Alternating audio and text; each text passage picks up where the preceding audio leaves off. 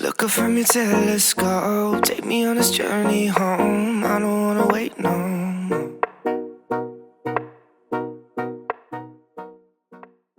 All right, y'all. This has come up quite a bit in the comment section, and shout out to y'all. Y'all got y'all little magnifying glasses out. You are out here catching things that I did not catch in the first pass, but I saw this in the comment section, and I just knew I had to discuss it.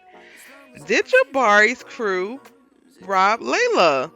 Y'all, I was so preoccupied with Jabari coming and having all this smoke for Spencer at the beginning of the episode, and then, them running into each other again. We get a little backstory on him, but then ultimately at the end of the episode, him and Spencer make friends, and they're able to find commonality.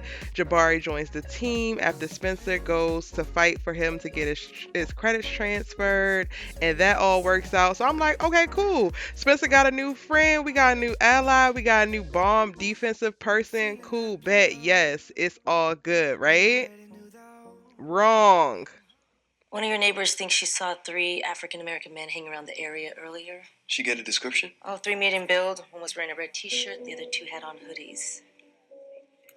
While Jabari might be on the straight and narrow now and may have been reformed, may be a great student, and all of that he claims to be in this episode, I do believe that he was a part of the 3 dudes who broke into Layla's house. If you go back into season 1, episode 14, Layla's house is broken into, and Spencer and Layla discover it when they come back after Dillon's birthday party.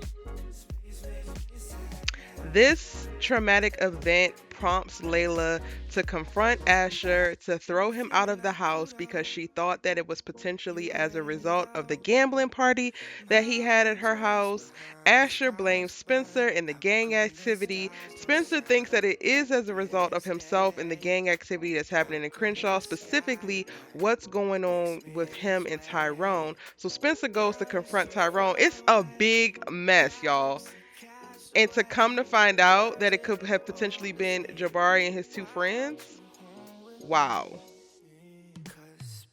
All right, I'm putting a little bit of extra sauce on it, y'all, because apparently this happened with Jabari when he was just a lookout. He wasn't actually a part of the breaking in. Well, technically, you're the lookout, so you're part of the breaking in, but he didn't do the technical things. He didn't get his hands dirty. He was a younger guy, and apparently he was probably like 15 at the time. He was sentenced to juvie for 1 year, but got out on good behavior after 3 months, and then that's where we see him. And Kia gives us all this rundown because we get his backstory in the scene where we see the security guards at school harassing him and throwing things out of his locker, and Kia talks about how she's just so disgusted with how they treat him because he is on the straight and narrow now, and he only had that one thing that popped up. Okay. That's great, thank you. The cops found the thieves. Some local bling ring that's been hanging up the neighborhood the past month.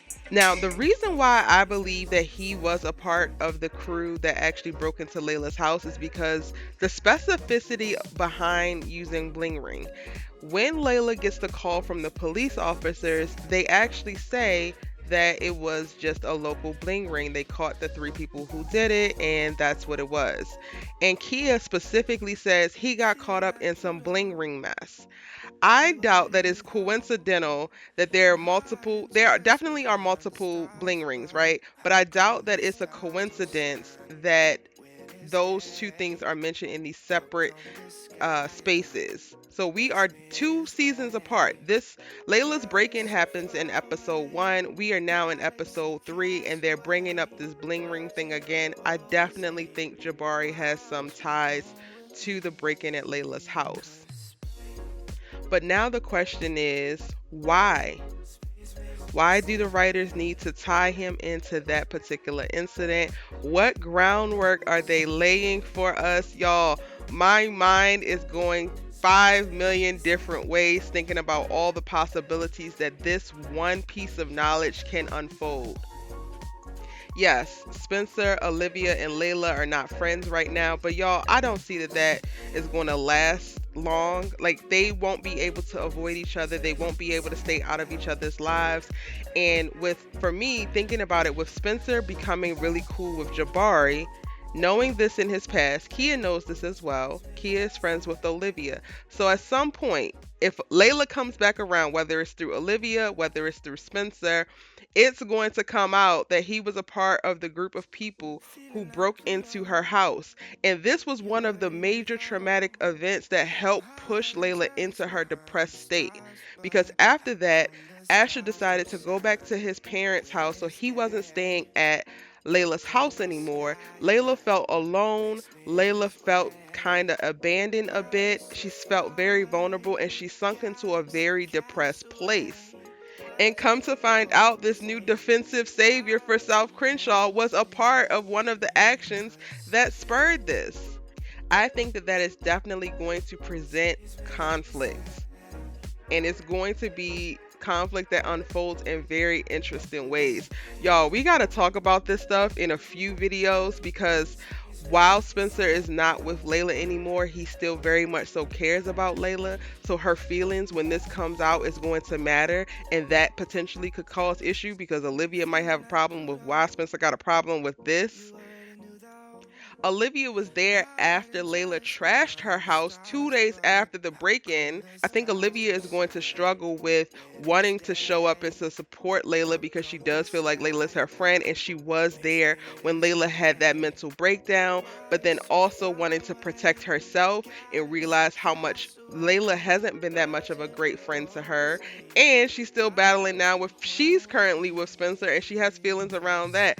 Y'all, it's finna get real messy. I mean, it's been messy, but it's just gonna get messier, and I think that this is a nugget that the writers are going to infuse in, because the rest of the season is gonna get super dramatic.